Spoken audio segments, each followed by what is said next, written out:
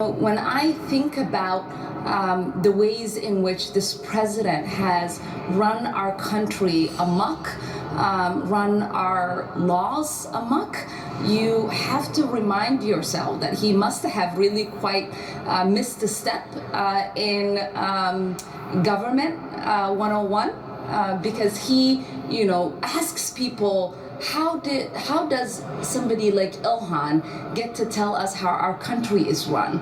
Well, somebody like me gets to tell you how our country is run because that's mandated in the Constitution. I'm a member of Congress, and that's what members of Congress get to do per Article 1 of our Constitution.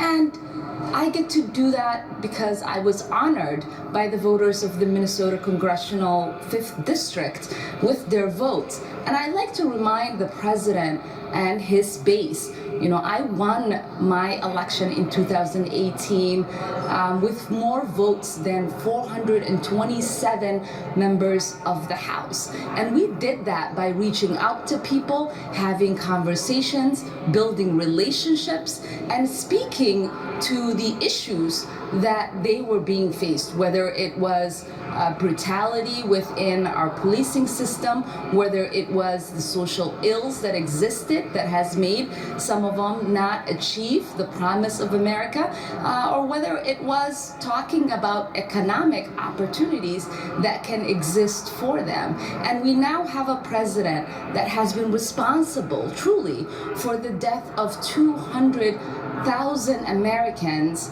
because he did not figure out how to cohesively lead our country while we are dealing with a pandemic, and that includes my own father.